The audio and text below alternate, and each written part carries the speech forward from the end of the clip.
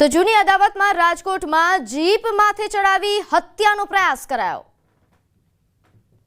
Live હત્યાના હચમચાવી નાખનારા આ દ્રશ્યો રાજકોટના છે। અહીં વાહન અકસ્માતની જૂની વાતનો ખાર રાખી જીપમાંથી ચડાવી હત્યા કરવાનો પ્રયાસ કરાયો। શહેરના કુવાડવા પાસે નવાગામના આણંદપર ગામે રહેતા નરેશ ઠાકોર નામના શખ્સ અને ગભરૂ સાસકિયાના ભાઈ શૈલેષ વચ્ચે અગાઉ બોલાચાલી થઈ। વાહન અથડાવા જેવી બાબતે બોલાચાલી થઈ, જેનો ખાર રાખીને નરેશ ઠાકોરે બોલેરો જીપ લઈને આવ્યો। એક વ્યક્તિ પર સ્કૂટર લઈને આવતો તેના પર બોલેરો ચડાવી દીધી હતી। આ અંગે નરેશ ઠાકોર સામે પોલીસ ફરિયાદ નોંધાવી છે। તો ભાવનગર શહેરમાં ફરી અસામાજિક તત્વોનો આતંક સામે આવ્યો। અહીં ચવડી ગેટ વિસ્તાર પાસે 3 યુવકોએ મહાનગરપાલિકાના ડ્રેનેજ વિભાગની ગાડી સળગાવી।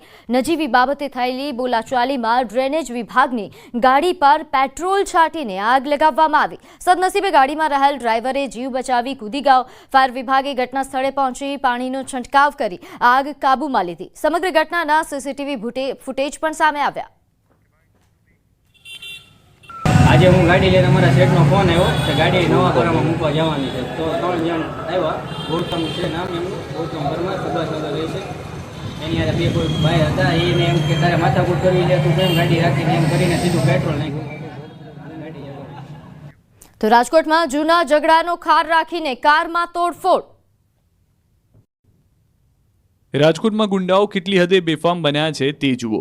શહેરના જંગલેશ્વર વિસ્તારમાં મહોરમ સમયે થયેલા ઝઘડાનો ખાર રાખીને લુખ્ખાઓએ રેસ્ટોરન્ટ સંચાલક યાસીન સુહાનીની કારમાં તોડફોડ કરી। કુખ્યાત આરોપી સમીર ઉર્ફે મુર્ગો સહિત 7 થી 8 શખ્સોએ તોડફોડ કરી।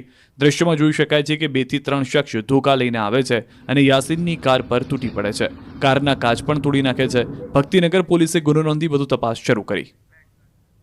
તો બીજી તરફ ભાવનગરમાં પણ લુખ્ખાઓએ 3 કારના કાચ ફોડ્યા।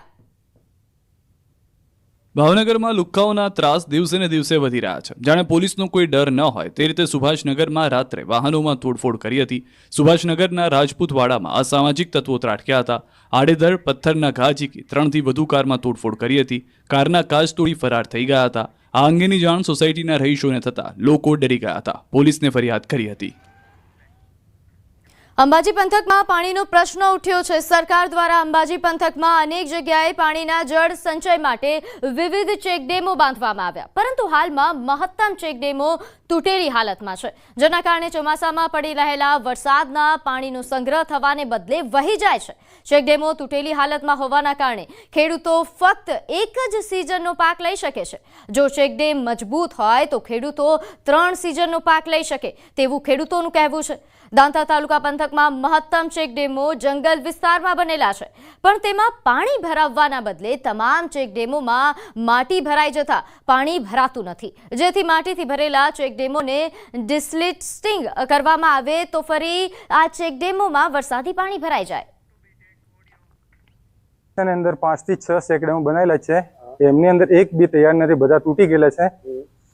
અત્યારે ચેકડેમના બધા તૂટેલાના કારણથી અમારે પાણી બધું ખેતરની અંદર આવે છે, એટલે વેસ્ટિક બોધેલા હોય તો ખેતરોનું ધોવાણ ના થાય। ફોરેસ્ટ વિભાગ અને અન્ય કોઈ સંસ્થા દ્વારા ચેકડેમો જે બનાવેલા છે તે કદાચ ડિસેટ થઈ ગયા હોય તો એને ડિસેટિંગ કરવાનું થાય। ધારો કે અમારી તાલુકા પંચાયત કોઈ કામ થયું હશે તો એ જોડાઈ લઉં છું, અને સિંચાઈ વિભાગ અને ફોરેસ્ટમાં કદાચ કામ બાકી હોય તો એ સંસ્થાઓને પણ મારે તો હું જાણ કરી ડિસેટિંગ કરવામાં સૂચના આપી। રાજ્ય સરકાર દ્વારા અંતરિયાળ વિસ્તારોમાં ખાસ કરીને પાણીના જળ સંચય માટે અને પાણીનો સંગ્રહ થાય તે માટે રહીને વિવિધ ચેકડેમો જે તે વિસ્તારમાં બનાવતી હોય છે, પણ ચોક્કસપણે કહી શકાય છે કે અંબાજીથી દાંતા પંથકમાં આવા અનેક ચેકડેમ બનાવાય છે, પણ ચેકડેમ જે છે માત્ર ખોટો ખર્ચો થયો હોય તેવું લાગી રહ્યું છે। આપને બતાવવા માંગીશ કે મારી સામે જે ચેકડેમ છે એ ચેકડેમ છે લાખો રૂપિયાના ખર્ચે બંધાયો છે, પણ હાલ તબક્કે જે ચેકડેમ છે જે તૂટેલો જોવા મળી રહ્યો છે અને તેના અંદરથી પાણી વહી રહ્યા છે। એટલું જ નહીં, અન્ય એ મારી બાજુમાં એક બીજો ચેકડેમ છે એ આપને બતાવીશ કે અડધો તૂટી ગયો છે અને હજી એમાં તિરાડો પડેલી છે કે જેના અંદર પાણીનો ભરાવો થયેલો છે। એ તૂટેલા ચેકડેમ અને જે નદી છે, નદીના કારણે જે છે પાણીનું ખેતરોનું ધોવાણ છે એ ખેતરોનું ધોવાણ પણ અહીંયા જોવા મળી રહ્યું છે।